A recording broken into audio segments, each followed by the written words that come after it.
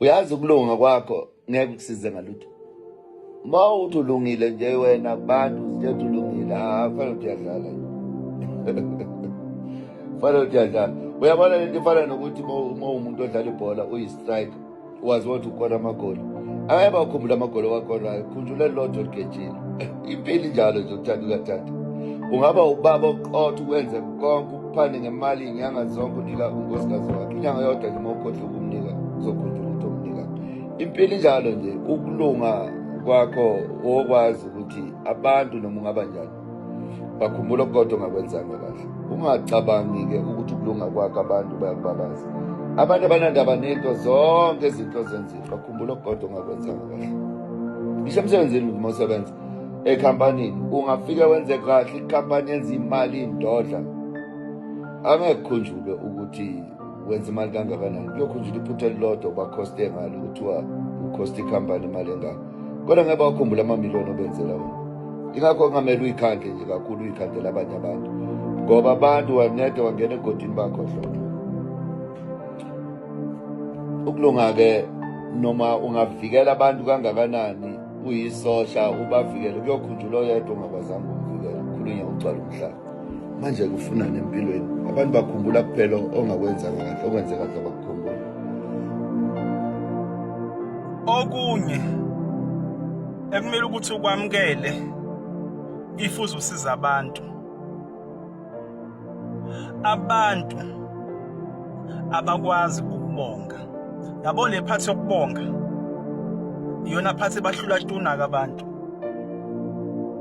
Ungabe umsiza umuntu with the hope of ukuthi mhlambe uzokubonga noma uzokubonga kahle noma uzobuyisa back okuhle kuwena, ngoba you will be disappointed. Kunzima ngisho sekumele ukuthi umuntu a-acknowledge noma a-appreciate amagalelo akho owafakile ekutheni azuze lokhu akuzuzile. Uthola ukuthi omunye ngisho inhliziyo isimphusha ukuthi hayi bonga amagalelo lo muntu, uthola ukuthi uzolwa naye inhliziyo angafuni ukuthi a-appreciate noma a-acknowledge amagalelo omunye umuntu. Abantu leyo kubonga abayizwa kahle, kumele ube ready nje. Basizi abantu futhi ungalindeli ukuthi khona okuhle ozokuthola okuvela kubona. Mhlambe lokho okuhle ungakuthola sekuvela ngabanye abantu ongabasizanga. Uthola ukuthi imphumela yalabantu abasiza lapha bangabonga bahlule ukubonga kuzobuya sekubuya ngabanye abantu. Uthola ukuthi labo basizile kunokuthi bakubonge ngalendlela olindele ngayo, kunokuthi baku-acknowledge, kunokuthi ba-appreciate amagalelo akho, bazokubonga ngeplate ongalazi ligcwele ini. Kungabe mhlawumbe umfowenu thola ukuthi uzofundisa ingane zakhe uyisuse from A to Z ehluphekile, kube ukuthi angasukuma nje laxazeleni, kube ngathi awakazi u-exist nalokho limane liphenduka izitha.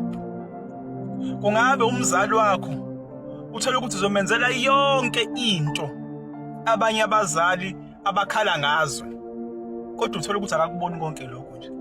Ngisho ukuthi ngiyabonga mntanami, kunzima ukuthi akhiphe ngomlomo ukuthi ngiyabonga mntanami. Kungabe ingane yakho uthwale kanzima umzali, uhlupheke, uvuke ekseni uhambe uye emajaldini imlenze ingasavumi, usebenzela yona lengane le. Uzubekezela ukuthi ingane yami isizoqeda isikole, ingane yami isizoba utho. Konke kuyimizamo yakho, lengane yakhe emane kulaxazele. Ihlangane nabangani abangayisizanga ngalutho, idudane nabangani, iphuma iphele kule mizamo obukade uyifaka ngenxa yokuthi ufuna ukuthi ibe ngcono. Abantu ukubonga kuyabahlula, abantu uku-appreciate imizamo yakho namagalelo akho kuyabahlula.